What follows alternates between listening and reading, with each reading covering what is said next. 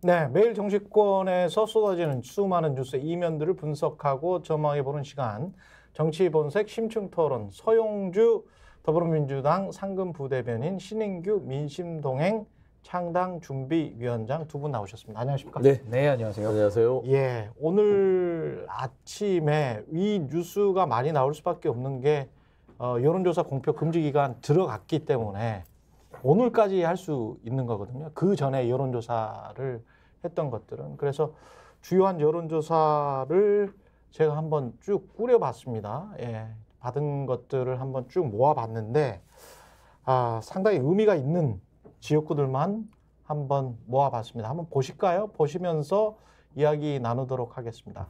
먼저 용산, KBS에서 한 거는 강태웅 48, 권영세 38. 용산입니다. 매일경제, 권영세 46, 강태웅 45. KBS가 한 거는 오차범위 바뀐 거죠, 지금. 플러스 마이너스 4.1이니까.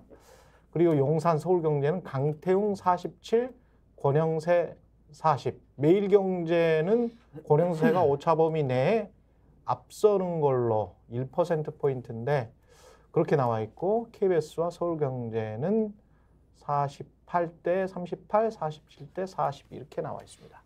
용산이 의미가 있죠. 그렇죠. 예. 아무래도 용산에 그 대통령실이 있고요. 그다음에 용산이 기본적으로 민주당이 유리한 적은 아니에요. 그렇습니까? 예, 그러니까 뭐 진영 장관이 이제 새누리당에서 우리 쪽으로 넘어와서 여기서 이제 민주당 몫으로 당선이 돼서 뭐 야당의 어떤 뭐 기반을 마련하긴 했지만 예.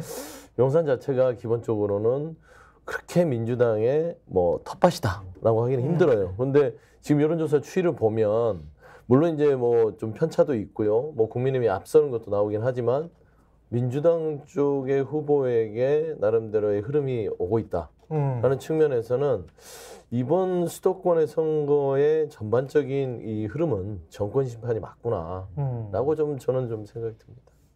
저는 한 두 가지로 보는데요. 지금 뭐 오차범위 내에도 있고 민주당이 앞서는 결과도 나오고 있는데 저는 저 조사보다는 더 큰 차이로 저는 민주당이 이길 것이다라고 분석을 그래요? 하거든요. 예. 그 이유는 한 두 가지인데 첫 번째는 추세적으로 봤을 때 민주당이 저점을 찍고 지금 고점으로 올라가고 있는 추세라는 게 첫 번째 이유고요. 예. 두 번째는 저는 이번에 투표율이 매우 높을 거라고 예측을 하고 있는데 아니나 다를까 재외국민 투표율이나 지금 사전 투표율도 시작부터 상당히 지금 열기가 좀 뜨거워지고 있어요.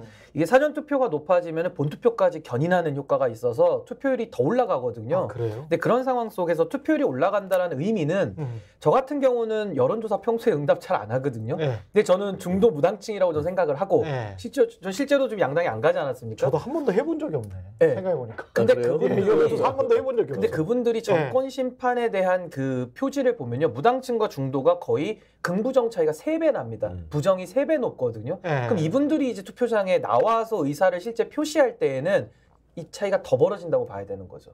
투표율이 어느 정도 될 거라고 보세요? 저는 사상 초유의 투표율이 나오지 않을까. 총선 지난번에 66.2였는데 66.2였는데요. 제가 봐서는 지금 사전 투표율을 선관위에서 예측하기로는 40%까지 얘기하더라고요. 사전 투표율 그러니까 직전 지난번에 총선에서는 26%. 26.7이었는데 이번에 선관위가 투표하겠다라는 여론조사를 할 때 41% 정도 나왔어요. 그러면 근데 당시에도 선관위가 했던 여론조사에서가 한 26.7에서 거의 흡사하게 맞췄어요. 근데 이번에도 조사를 했더니 한 40% 나왔으면 그게 반영이 돼서 사전투표가 사상 최고로 40% 된다라고 했을 때는 70% 중반까지 상회하는 그런 투표율이 나올 수 있죠. 그러니까 지금의 사전투표라든지 재외국민 투표가 높은 거는요. 저는 단 하나입니다. 분노투표다. 예, 분노를 표출하는 것이고 화가 나면 빨리 이게 뭔가를 표출하고 싶잖아요. 예. 그렇기 때문에 사전투표는 분노를 이번 정권에 대해서 화가 나는 부분을 빨리 가서 나는 풀겠다 그거거든요. 저는 그런 좀 성향이 짙다고 봅니다. 그 어제 MBC 뉴스데스크에서 반드시 투표하겠다는 응답자가 81%인지 2%인지 정확히 기억을 안 나는데 요 정도 나왔었거든요. 80% 초반. 근데 장성철 소장이 어제 스픽스에서 그런 이야기를 하더라고요. 자기의 고유의 계산법인데 바로 직전에 반드시 투표하겠다고 여론조사에서 응답한 그 숫자에서 빼기 한 7%나 8%를 한대요. 그러면 대충 역사적으로 비슷한 숫자가 나오더라. 그렇게 계산을 해보니까 어제 밤에 보면서 계산을 해보니까 72, 3%가 나오는 거야. 그렇죠. 대선에 72에서 육박하는 예, 그 72, 3%는 엄청난 건데. 2에서 75 사이 정도 나올 거다. 총선이. 근데 저는 이제 사전 투표가 늘어날 수밖에 없는 게 지금 양당 공이 뭐 후보자 전원이 막 사전 투표하고 다 지금 사전 투표를 독려하는 지경까지 왔거든요. 그렇죠. 과거에는 사전 한동 투표가 비대위원장도. 뭐 부정이다 뭐 이래가지고 보수에서는 오히려 투표를 안 하자는 쪽으로 갔었는데 지금은 다 사전 투표 독려하고 있고 또 하나는 이 사전 투표 홍보가 너무 많이 돼서 이게 편리하거든요. 어느 지역에 있더라도 투표를 바로 할 수 있기 때문에 굉장히 편리해서 저는 뭐 이번에 한 35%에서 40%에 저도 육박하게 사전 투표율이 나올 것 같고 그렇게 되면 본투표에서 70%를 넘길 수 있는 그러니까 거의 대선에 육박하는 그런 투표율이 나올 것이다라는 생각이 들고 아까 분노 투표 말씀하셨는데 저는 이제 분노를 넘어서서 이 윤석열 정권을 탄생시킨 보수 세력 내지는 윤석열 현 정권에 대해서 전 정치적 사망 선고를 내리러 가는 사망 선고 투표다라고 생각을 합니다. 이 분노라는 거는 가서 몇 대 때리고 다시 한번 회생시켜서 기회를 주는데 전 앞으로는 이제 더 이상의 이 정말로 지금 정권 운영을 막장으로 하고 있는 윤석열 정권에 대해서는 또 이들과 함께 힘을 모으는 세력에 대해서는 정치적인 사형 선고를 내리러 간다. 저는 그 정도의 국민들의 분노가 매우 심각한 수준이다라고 저는 봅니다. 70% 안팎의 투표율을 보이면 무조건 민주당이나 야권에 유리합니까? 어떻게 보세요? 뭐 꼭 그렇게만은 볼 수는 없을 것 같아요. 그러나 이제 투표율이 높을 때는 야권에 유리해 왔던 거는 맞잖아요.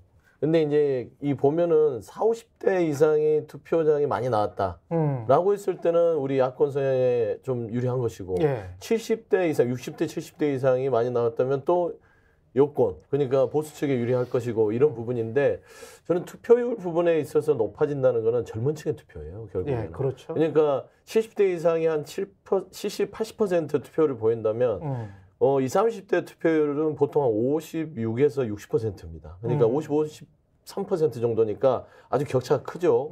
근데 이제 전체 이럴 때가 한 66%의 투표율을 보였는데 만에 하나 70%, 75%까지 육박한다면 젊은 층이 적극적으로 투표장에 나와서 내 앞으로의 미래는 내가 책임지겠다. 그리고 더 이상 이 정권을 못 보겠다. 그리고 20, 30대가 보수층에서 윤석열 대통령을 견인했다는 어떤 측이 있다면 아까 신인규 위원장 말대로 결자해제의 마음으로 이거 아닌데 보통 그러잖아요. 도자기를 굽는 사람들이 있다가 도자기를 딱 구웠는데 흠이 발견돼요. 그러면 어떻게 합니까? 깨버리잖아요. 그렇죠. 다시 구워야 되니까. 그렇죠. 그런 심정으로 지금 젊은 층들이 투표장에 나올 공산이 크다.